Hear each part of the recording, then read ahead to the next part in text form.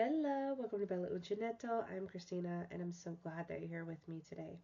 If you're new, welcome in. If you're returning, welcome back. No matter how long you've been here, I always appreciate your time. We are going to go on another adventure today. This is the final, final video from our long weekend in Trapani back in October of 2024. So this is now sometime before Christmas. I'm not sure exactly when you're going to see this, but I am filming this a little bit before Thanksgiving, but it's going to be scheduled out. So it will be sometime before Christmas that you see this, but about 2 months after we have actually been here for you to see this, because we packed a lot into this weekend. So if you have not seen the other travel videos, the playlist will be linked at the end of the video for my Sicilian travel adventures. But also, just to kind of recap the things that I have talked about, I did share with you the city of Trapani itself. I did share with you the salt pans of Trapani, the Trapani region, and then the ancient city of Segesta, and the Igari Islands, which is a protected marine reserve that we did get to visit, and then finally this city of Erice. So this was a planned tour of the town. We had a tour guide. I enjoy just walking around and seeing things, but I also really enjoy learning about places that I'm visiting. So when and if I can, I will do like a guided tour, because I feel like studying something is good. I can gain knowledge, and I had read about the city of Erice before I went, but hearing someone who is from the area talk about things that matter to them and why things are so important and powerful and why they are done the way they're done, why the routines, why the wall is here, why is this church over here, why was this destroyed, when was this rebuilt, like all of that is so fascinating to me, and I want to hear about it from someone who has their heart in it. And by not hiring, but I mean, I guess I kind of did, but by joining a tour that is given by a local is, I don't know, it's just amazing to me. So for this tour, I use the app called Get Your Guide. This is not sponsored in any way. This is not like a commercial. I'm just telling you what I did. Because I've used Get Your Guide in a couple of places for certain things. Now, I don't do it with everything, but I feel like sometimes there are experiences that you can get off of there that you, like, I wouldn't have found that particular tour anywhere else.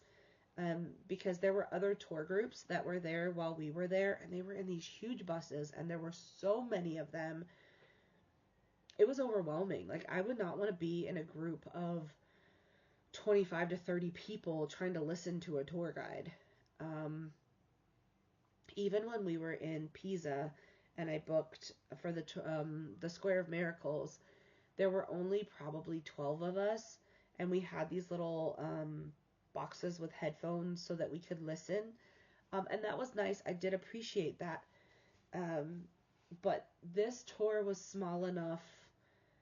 There were only 8, no, there were 10 of us, so 2 pairs of 5, and everyone else, every other person that was on that tour was from one of the cruise ships, because that day or the day before we went, there were 3 ships that docked. And they were there, like, when we woke up that morning, there were 3 ships. So sometime in the middle of the night, I guess they docked there. And there were so many people that got off that boat. Because there was another day, the day we went to Segesta, there were 3 cruise ships that I was like, that's too many ships. And I've never been on a cruise. I would love to go, but and interestingly enough, and then we'll get into the city itself. While we were walking around, one of the women on the tour had taught at a Dodea school. Her husband was in the military, and she had been a local hire while her husband was there at a Dodea school in the UK, I believe. She had said, but she was asking me, oh, how did I like it?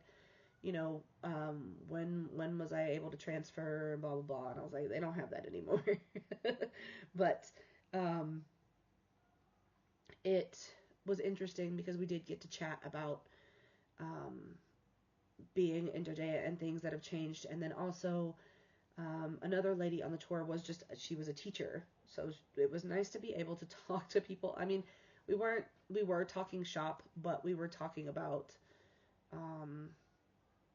just being able to do different things. And the other teacher was newly married, and so this was her honeymoon, which I thought was really cool. So the same people that did the salt pan tour took us up to Erice, and they stopped, and so that we met in Trapani, and they drove us up. It was probably about 25 minutes to go all the way up, because Erice is a medieval walled city.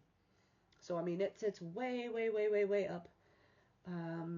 And you can definitely see whoever's coming at you in that town. It is very interesting.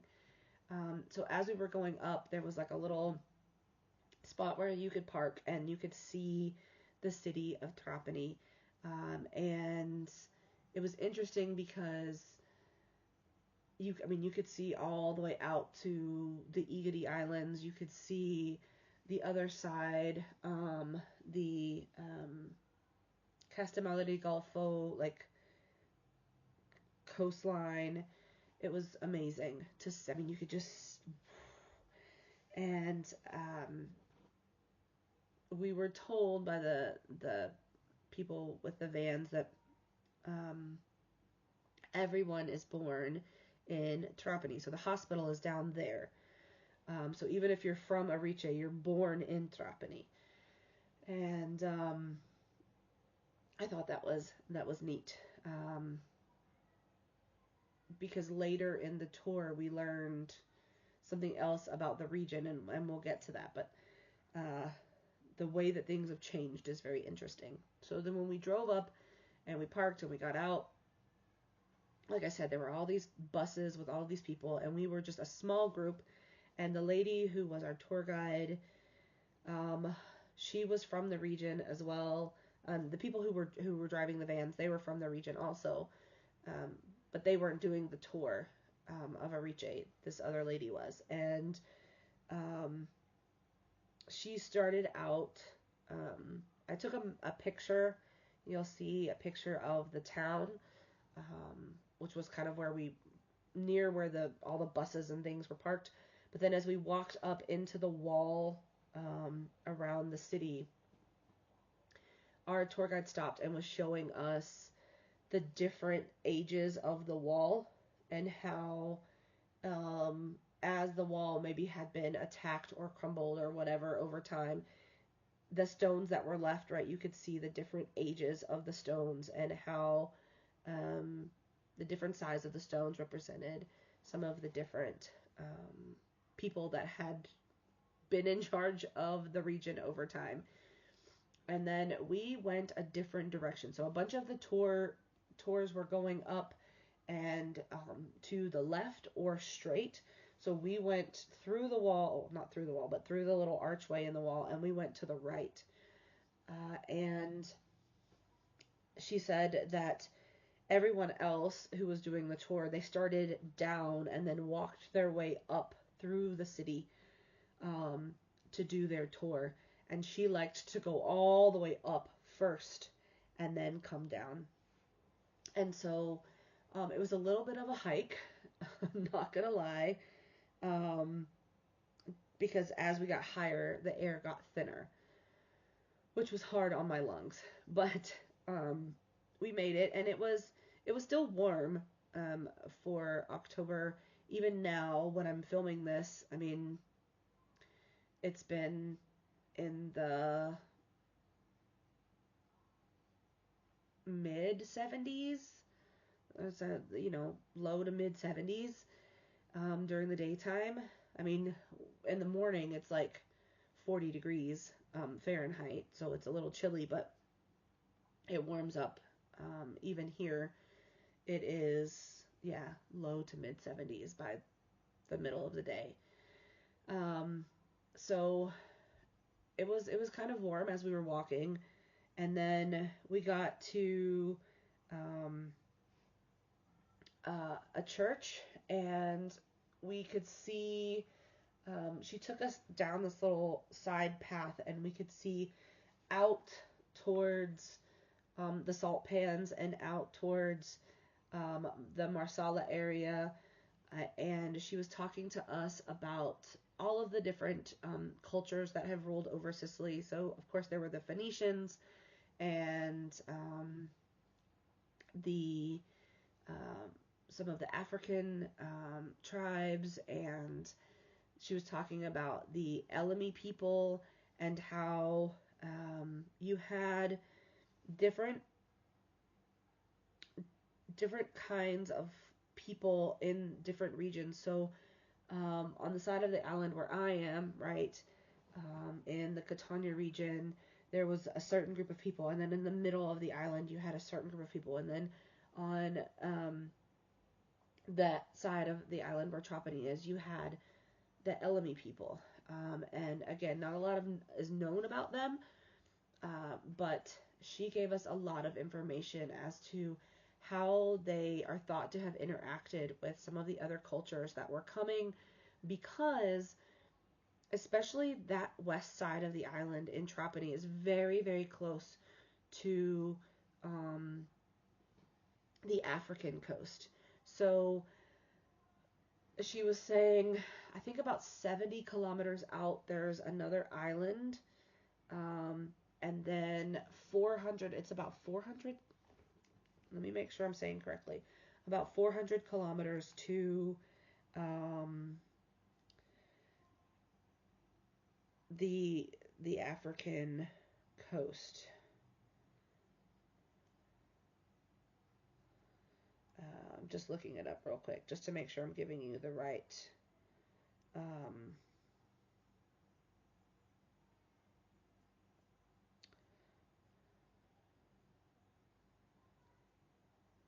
information.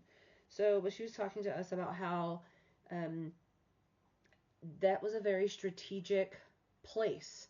So a lot of countries, a lot of tribes, a lot of peoples wanted that foothold, especially on that side of the island, because it was very easy to trade and come back and forth. And it was, oh no, not 400. Oh no, that's the center. Hold on, I'm trying to. Let me go to Google Maps and just see.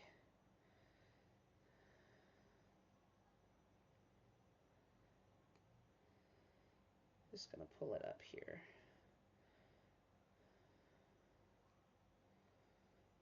Okay, so okay, yeah, so there's an island. Let's see if I wanted to go. I'm just gonna pick a town.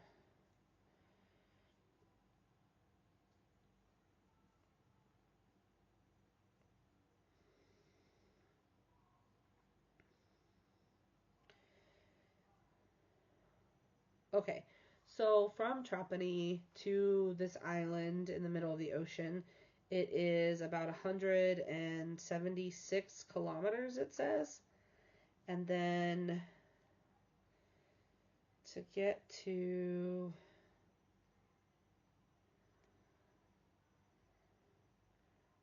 yeah, it's about 700 kilometers to get to Tunisia, which is in Africa. Um, so that's the closest. I mean, you could go down to Marsala and you could go even further, but the island is here. I'm trying to see if I can find the name of the island, because that looks like it's the name of the town.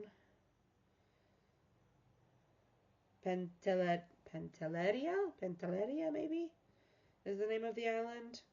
I'll show it to you. So let me get that. Yeah, Pantelleria. Okay, that's the island.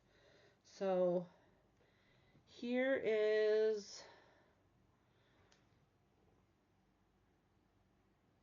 this is Trapani. So this is like where the salt pans were. And then down here is the island. And then if we go further in, there's Tunisia right there. Right? So it's not very far. You can see. And it was a lot of a lot of trade, and a lot of battles were fought, to have that foothold.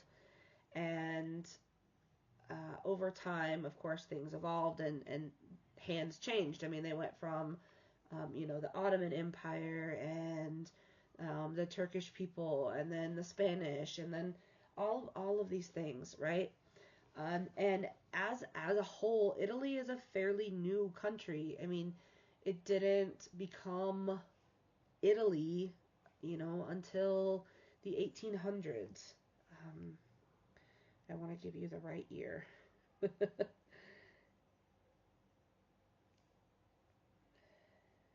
Yeah, so 1861.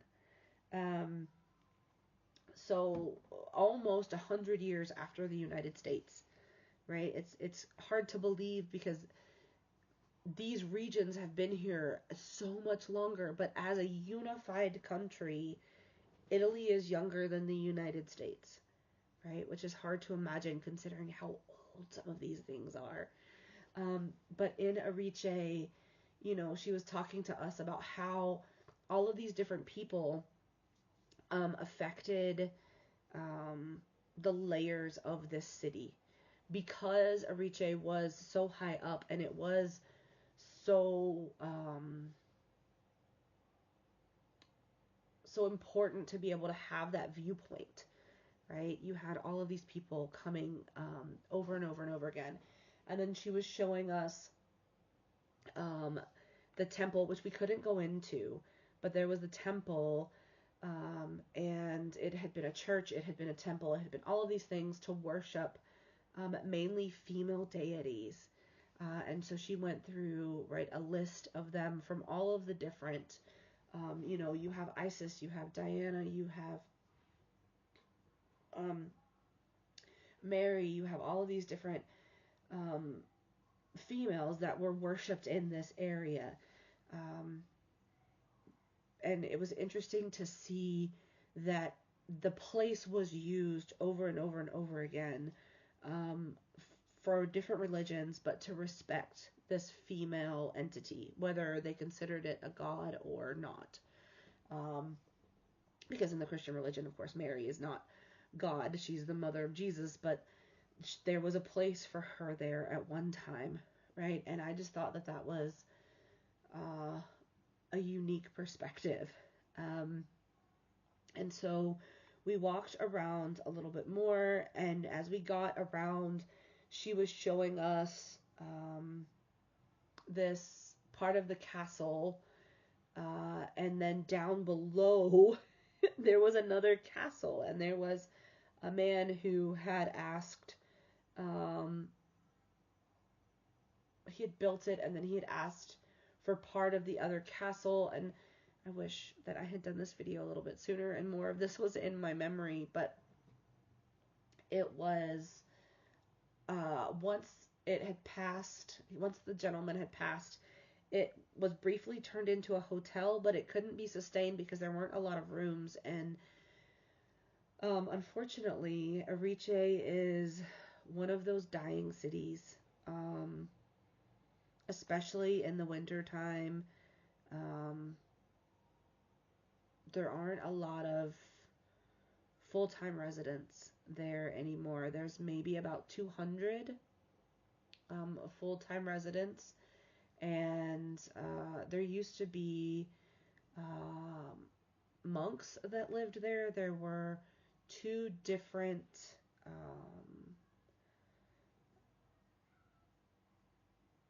I don't necessarily want to call them cloisters, but there were two different kinds of nuns that lived there in different parts of the city, and now they're not there. There's just not the population. There's not the need for them to be there, so they've moved to a different city. And you can see life in the city, but you can also see how there are a lot of things that are boarded up and not in use anymore. And some people do come up there in the summer, and they have their homes.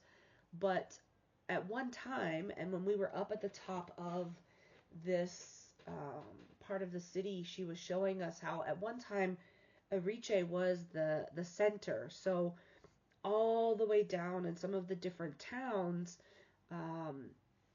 that are now separate towns, that was all Erice. So Erice was like the region.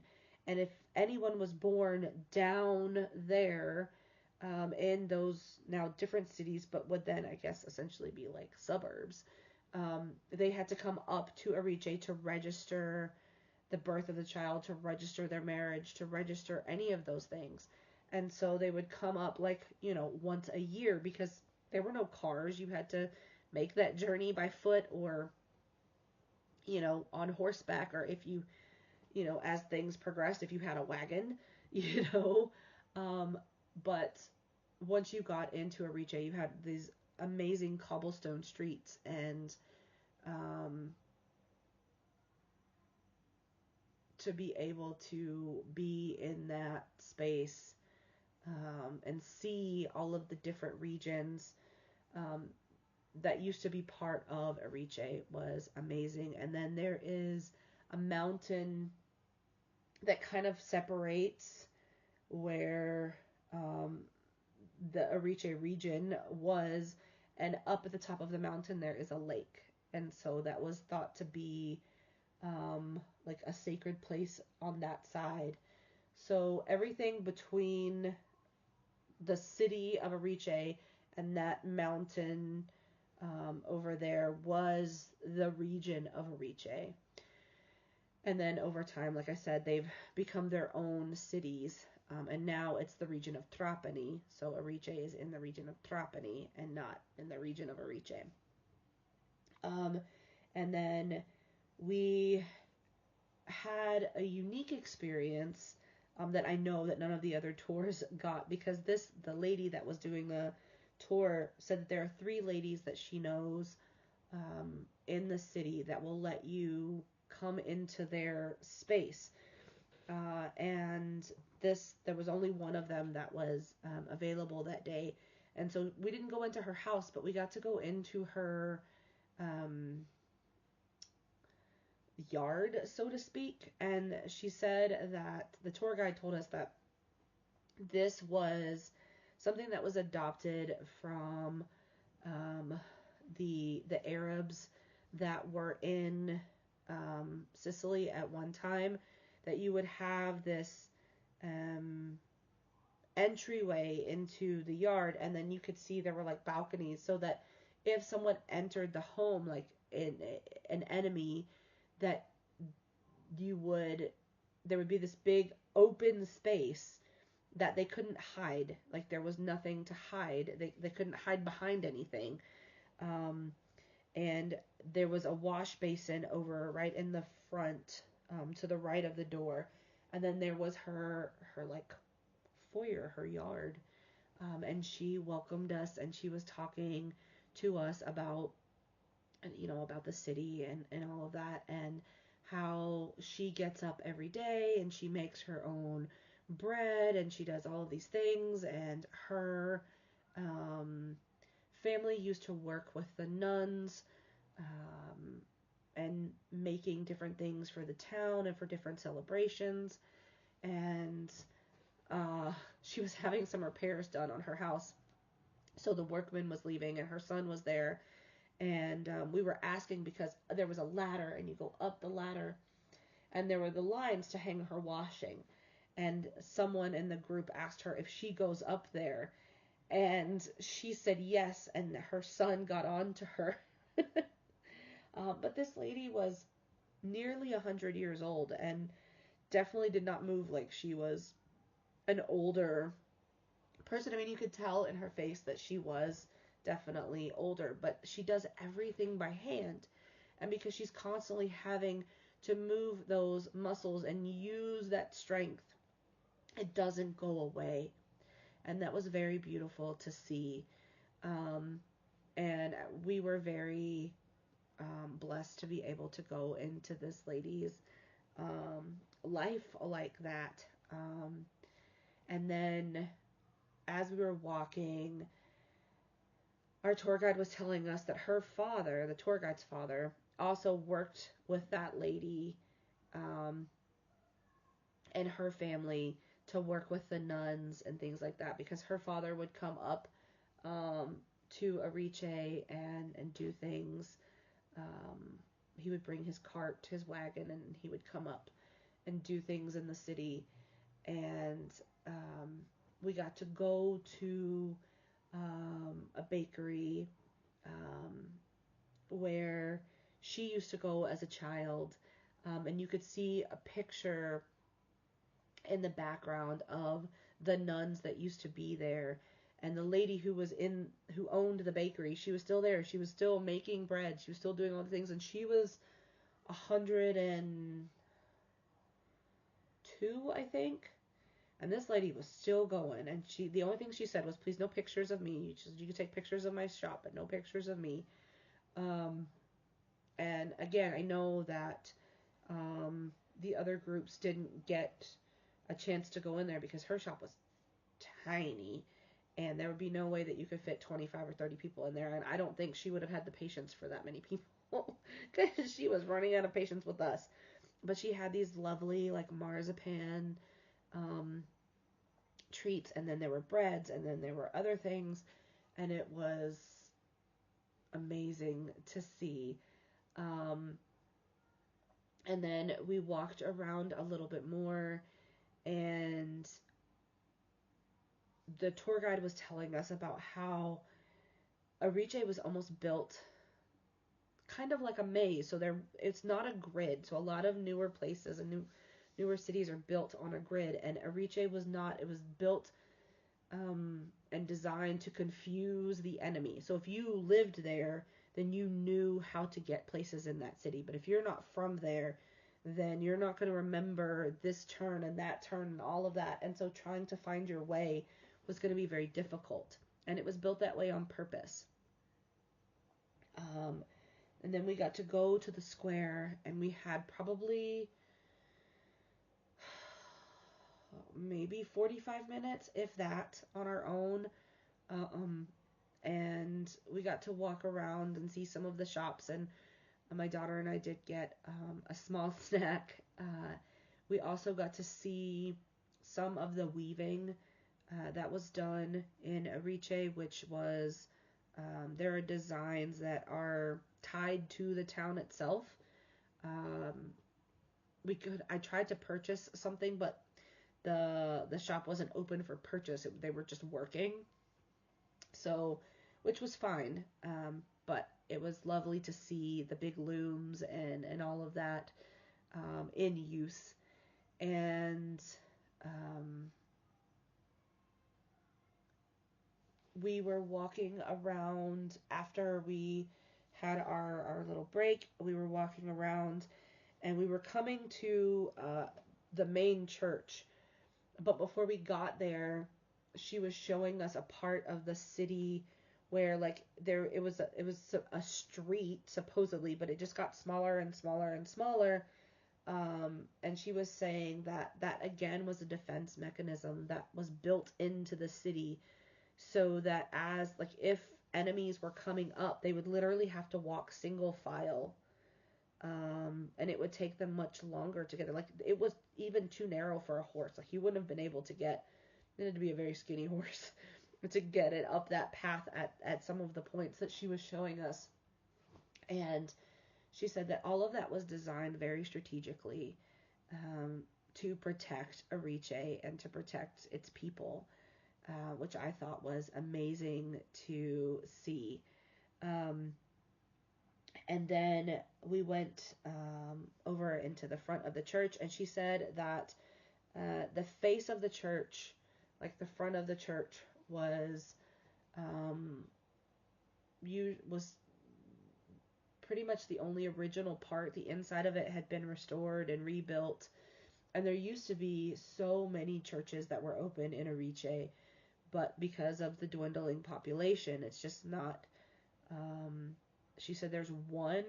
I think she said there's one priest, and he's not even there every day now. Um, so the church was part of the tour, but she had to pay for that separately. And there was a tower, but we didn't have time to go up into the tower because it was kind of off to the side of the church. So the church was here, like we were standing and the church was in front of us, and then the tower was off to the left. And you could walk up it, but we only had probably 20 minutes. And going into the church, she was talking about some of the different elements in the church and how they were remnants of things that were made, but most of it had been restored. And then there was a part off to the side of the church that was behind some glass, and we didn't have time to go in there either. So, I mean, definitely there were some things that I would want to go back and see, and there would be things that I would want to go back and experience, because there's definitely more opportunities to be had, just to go and visit on my own. And now that I've had that tour guide experience, I can go and see some of those things on my own and know that the richness of the city is still there, and there are parts of the city that still have that lifeblood in it. So I have kept you for the better part of 30 minutes talking about this town, and I hope that you have enjoyed it. I definitely enjoyed it, and this was the final thing that we did. So when we left the town and we got back in the vans and drove back down, we had left where we were staying in Trapani and parked our car closer to where our meeting point was, because we were already packed and ready to go. So we literally got from the tour, walked back to our car, and got in the car to drive home. So that was our literal last experience in the region, other than stopping to get gas. But I definitely now have places and pinpoints of where I want to go back and experience so many more things. And hopefully I'll get to bring you guys along the next time that I go. So let me know what your favorite part was. Let me know what you enjoyed about this video. And as always, be well, be safe, and be the change you wish to see in the world, everyone. Ciao bella!